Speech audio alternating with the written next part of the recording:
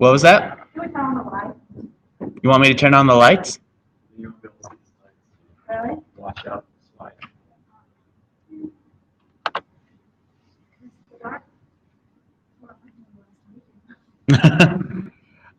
Well, that's why I insisted that I wanted to teach this before we had lunch, because then people might actually be drifting off to sleep at that time. Hello, everyone. My name is Jackson Pontsler, and I wouldn't say despite, and in addition to me being a computer scientist by day, after work, I am a life coach, which is being able to help people with those softer skills that some of us lack. In our high-techy world, we see people who seem to miss social protocols or can't seem to master their life. Despite being brilliant people, they seem to lack the common street smarts, or are unable to develop in an area that they so wish to grow. This is where I come in. I, as a life coach, help individuals reach their full potential in all things. I offer help in the softer skills.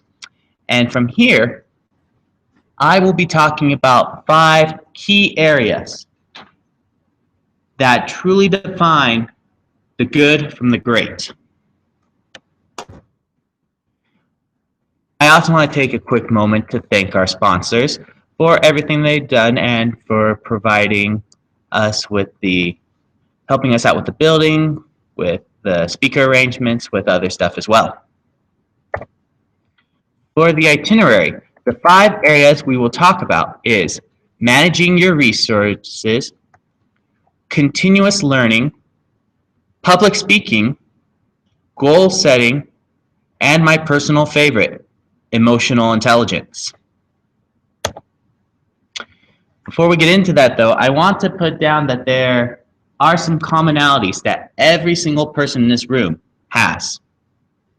Every person in this room has something they want to improve at. This could be anything from working at your own job to maybe eating healthy, or maybe to the non-essential things such as getting better at your favorite video game. Everyone here has a relationship they wish to improve in. Perhaps this is a coworker, perhaps a spouse, or maybe even your relationship with yourself. And finally, everyone has fears. Spiders, failures, worms. I won't get into anything my wife is afraid of, otherwise she'd kill me. But we as individuals all have things in common. We're all trying to improve in some area of our life. I want, before I go into my areas, to have you take a minute and think about, why are you here? What of the 3 areas beforehand do you want to focus on? There are brilliant talks being given here. But I want to ask, I want you to think about what made you come here rather than seeing them.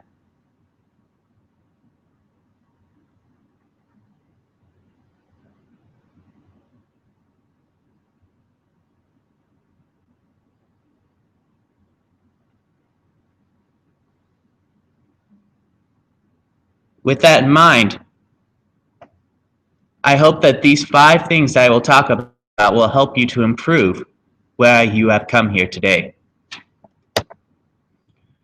First step is managing your resources.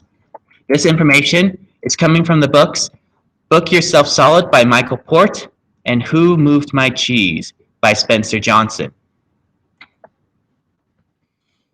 What I like is I classify resources as 3 different things: money, time, and relationships.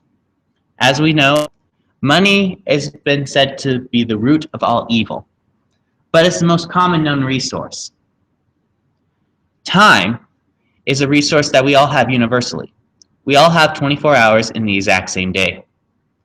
And the other resource that we have are relationships, which is essentially, I may not be able to do everything in the whole world, but do I know someone that knows how to do something?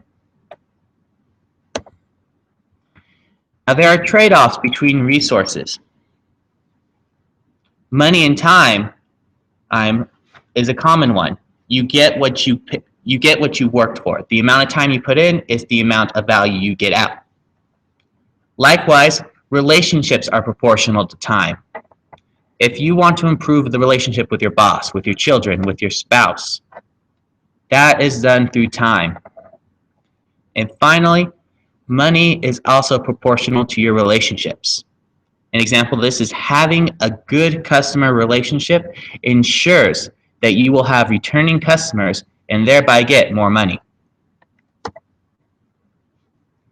Now, for the sake of time, we're only going to address one of these areas. Let's talk about time. You can use time to make more time. And a common example I give is I ask a person, would you spend 10 hours to develop a system that would get rid of 5 minutes of mundane tasks in your everyday life? I'll ask people, raise your hand if you would do this. 1, 2, 3, 4, 5, 6. Let's do the math.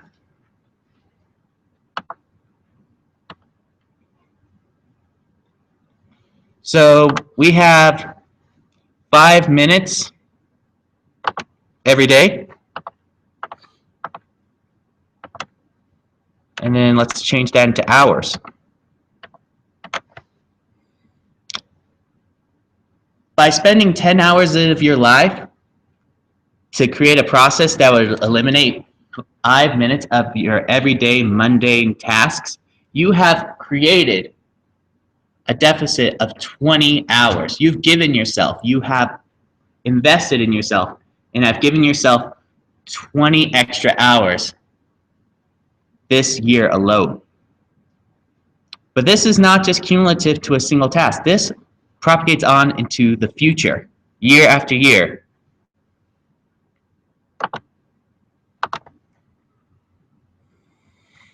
Second off, you can use money to make time. You can outsource your stuff to do something. You can outsource your stuff to someone else. There are websites out there like Elance, where if you were to say, hey, I have a business idea and I need someone to write some code for me, you can outsource it to someone else to do. You can pay them in order for you to get more time. And the best way I put this is, in the end, you put the actual amount of how much your time costs. For example, is it worth for you to spend, let's say an average hour of your life is worth $100. Is it worth paying someone else $50 so you can have an extra hour in your life? Well, if your average hour costs $100, then you have just made $50 by giving something that would have taken an hour of your life to someone else for $50. The third is using relationships to make more time. And the best way I talk about this is finding clients or finding a job if you are looking for a job. How many hours have we all spent looking on Monster.com, career services, all these different sites that have job listings just to be thrown into an endless black hole? Hours upon hours. Well, if you know someone, that single hour of your time to forge that relationship could save you many, many hours to find your job.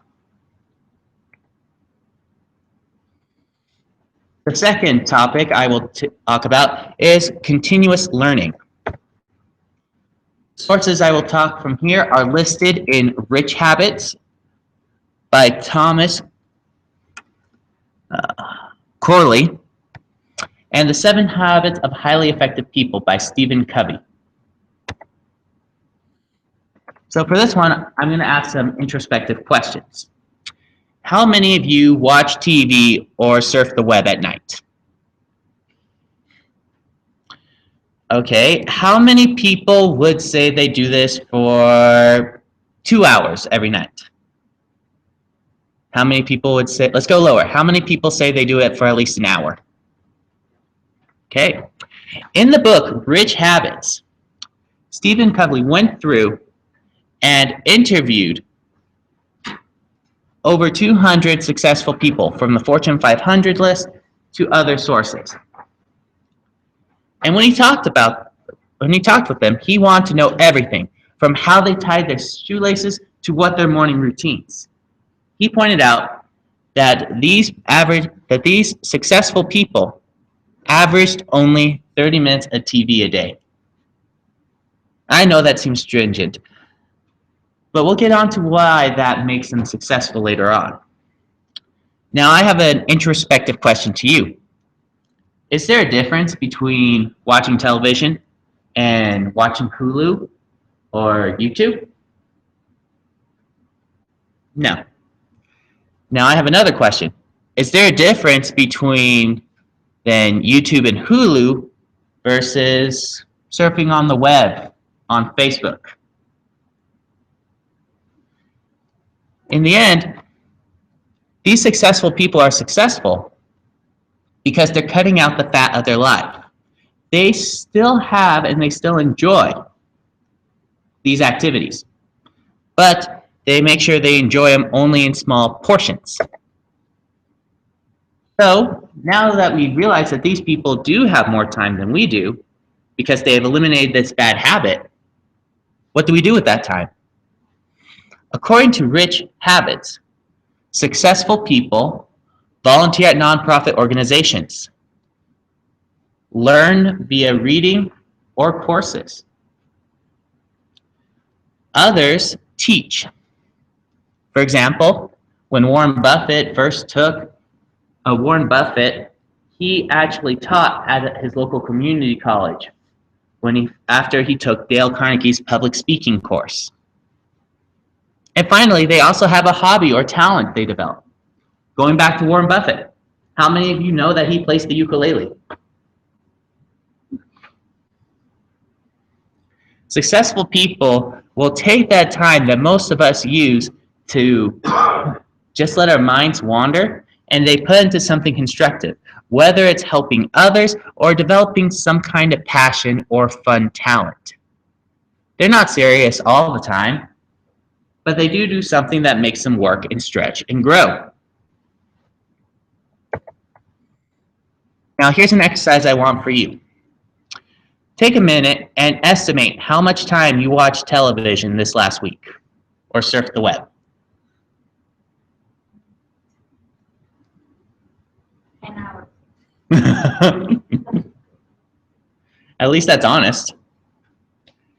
Now, based on this slide, I'm going to ask you which of these options seems the most appealing to you. I'm not asking you to throw away your TV and surfing. I'm asking you to make a slight change just by isolating which one of these activities is the most appealing to you. If you were to trade 2 hours of that time watching television, which one of these would appeal most to you?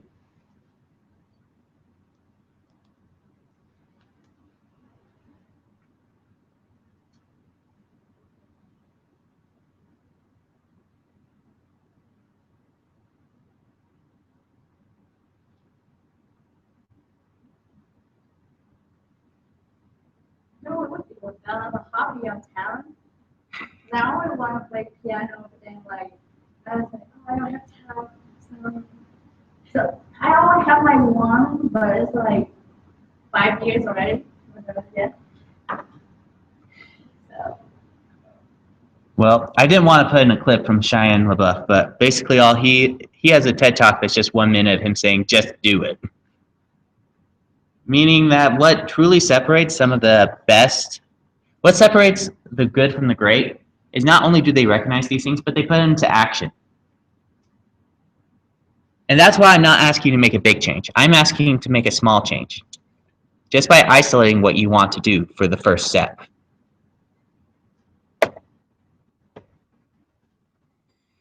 The third area I would like to talk to you about is public speaking.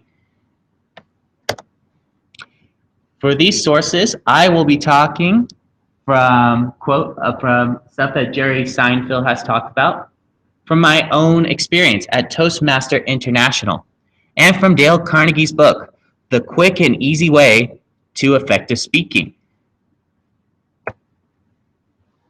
Now, why did I choose public speaking? First off, public speaking is the number one fear of most people, and this is common. Not to get into religious beliefs or anything like that, but if we go way, way back to our early ancestors, we lived in groups, and we had hunters, and we had gatherers.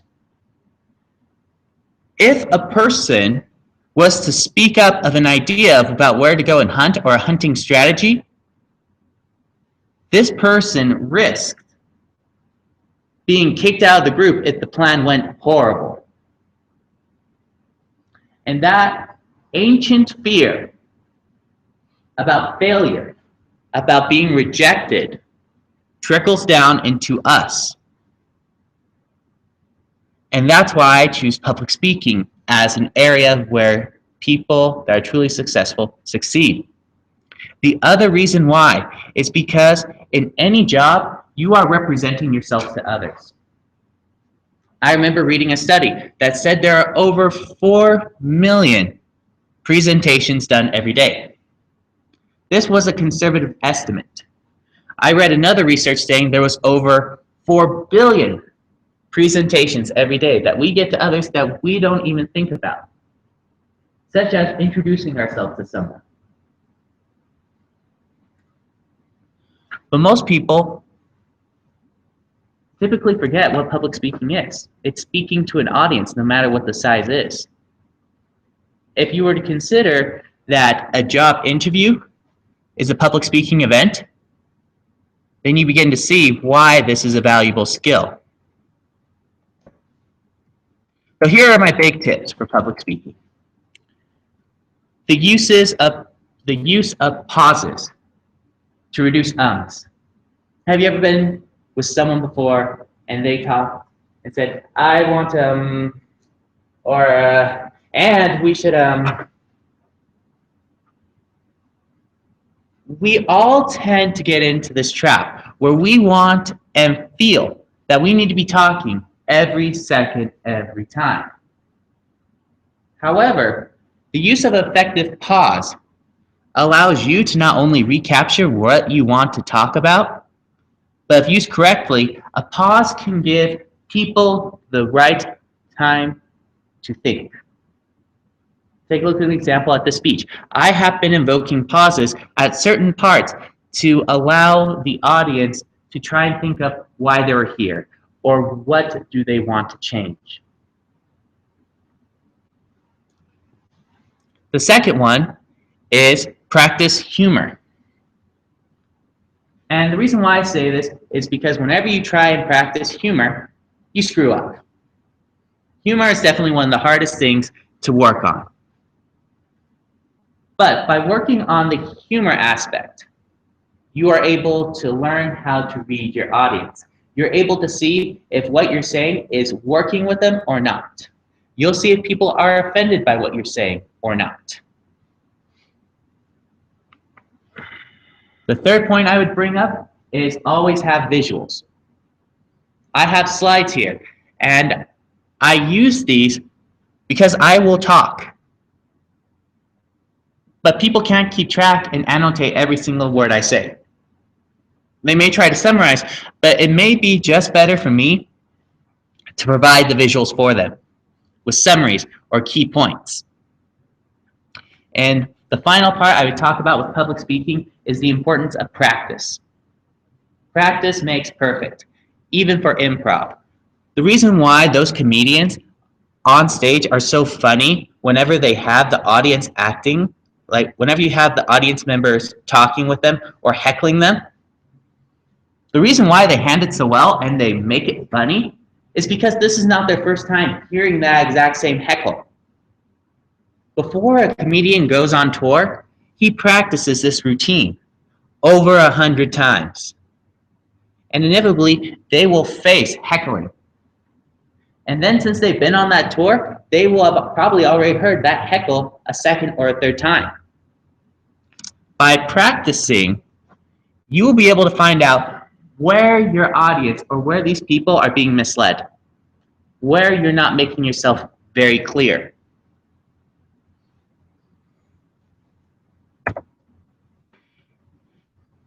For the exercise portion, where can I practice public speaking? Well, there's the classic stand in front of the mirror and give a speech. That's fine. I mean, if you're dressed up in a suit and everything, you may not mind what you're looking at, but if you're in your pajamas and you're giving a presentation in front of a mirror, that's not really the kind of image you want to practice with. What I recommend is for people to look for opportunities to speak. For example, I'm here at Intermountain, like the Intermountain Data Conference, practicing public speaking in 2 different areas. One of them is on the soft skills and one of them is on the technical skills. So I have to learn how to speak and present on 2 different areas. You can also volunteer to speak at small areas in your work. Where I work, I volunteer to give the brief 5-minute safety presentations that we hear twice a month. So we hear on a bi-weekly basis. It's just a way for me to practice public speaking. It's a way for me to practice talking with peers so I feel comfortable with them. And finally, I would recommend if people want to get really good practice at public speaking and feedback on how well they're doing, I would look into groups such as Toastmaster International. I am a member of Toastmasters. I have given many speeches, and the feedback that you get is so crucial because they tell you where you can improve. They tell you where your technique is flawed. They tell you what you can do better. Plus, they have their website. You can put in where your address is, and they will tell you where the nearest clubs are to you, where they meet, when they meet.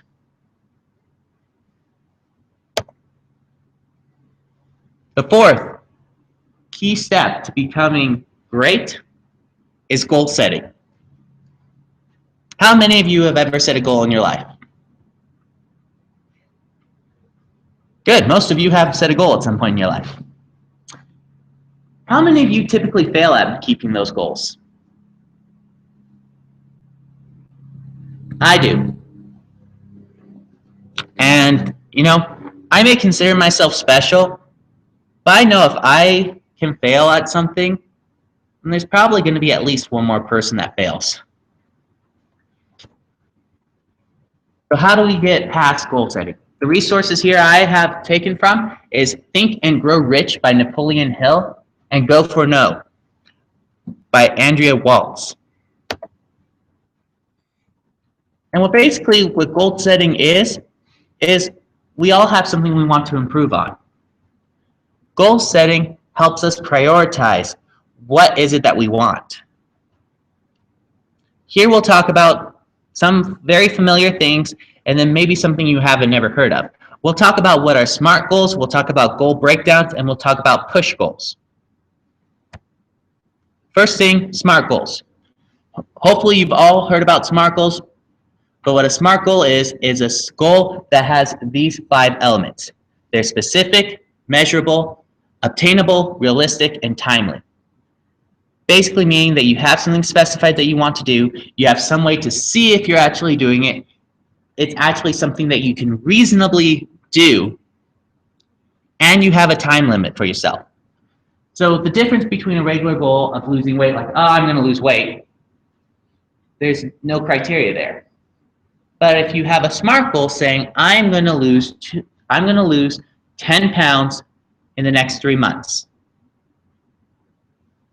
Basic research says you can lose 1 to 2 pounds a week. 3 months has about 10 or 11 weeks in it. So this is realistic, this is measurable, and it is specific. This is a SMART goal. This is a goal you can actually make. And it's a goal you'll actually feel like you have succeeded in rather than just the constant, have I lost weight bit. Now the goal breakdown. Most people have this really big goal that they want to do. And it's impossible to do it in a big step. So for example, let's say you want to become a consultant in 5 years. That means you have to start your own consulting company in 5 years. So what do I have to do? Let's break it down. That means in 1 year, I want to get credentials. I want to be recognized as an expert in my area. And of course, you're going to be doing this in all 4 years. But let's say the first year, you want to get your first set of credentials. So 6 months goal, you want to get a credential certificate. It could be from anywhere, such as Coursera, at a community college, or something like that, that you've taken so many classes, and now you have a certificate saying that you're an expert. So we'll break that to a 3-month goal. You say, like you're at Coursera, you want to complete 3 courses in the next 3 months. You can go through those typically however fast you want. So what does that mean for your 1-month goal? You want to sign up for 3 Coursera courses. And that means that your 1-week goal is you want to sign up for Coursera and look through and find the subject and classes that you are interested in taking. This is a typical goal breakdown. You take your big goal and break it down into weeks, months, and daily actions.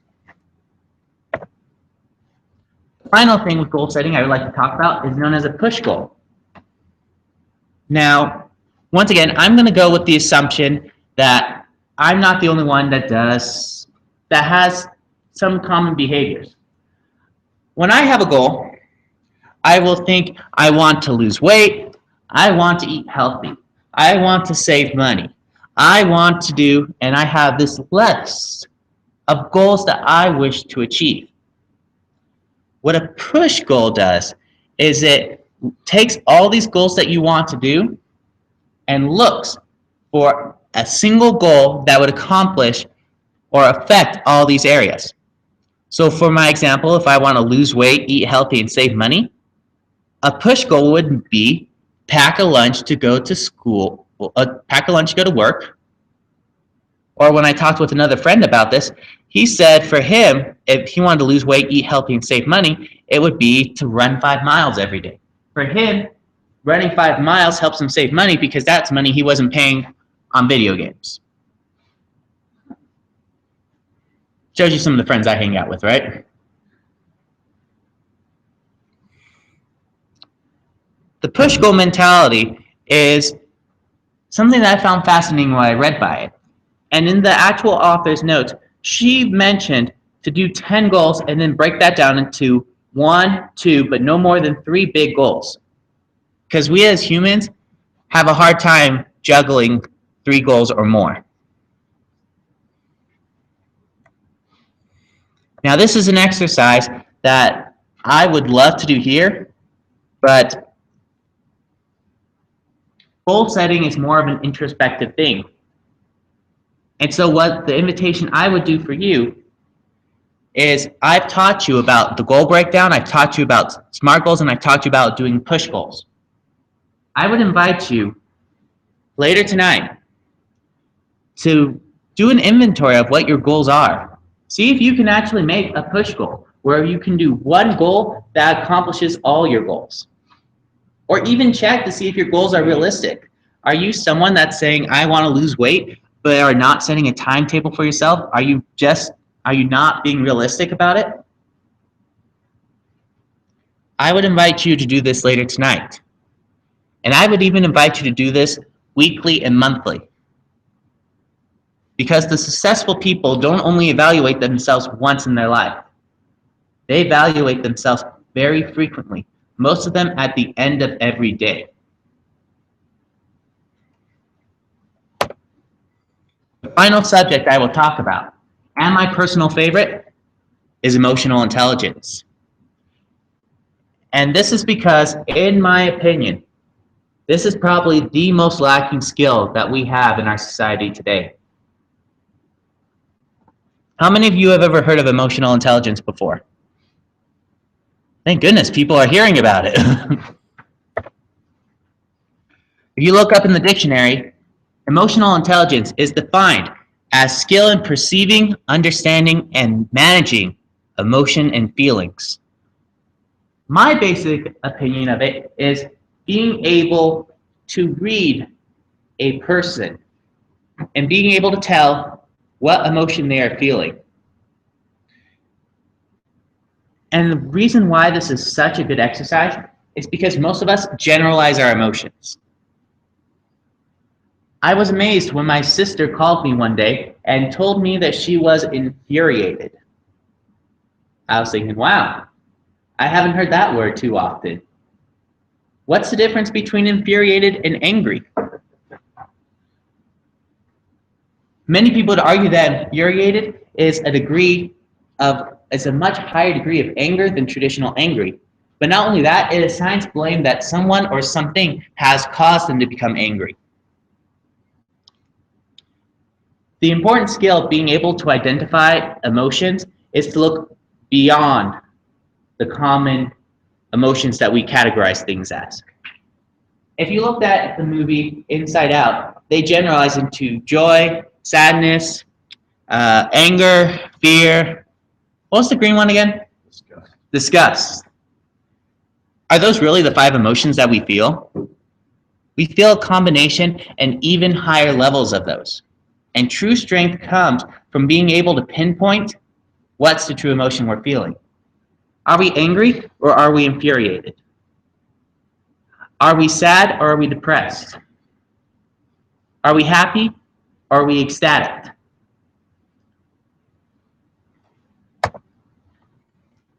I will talk about 2 key things that emotional intelligence can help us in our everyday lives. I will be citing from the 7 Habits of Highly Effective People, How to Win Friends and Influence People, and Crucial Conversation, Tools for Talking When Stakes Are High. The first one is empathetic listening.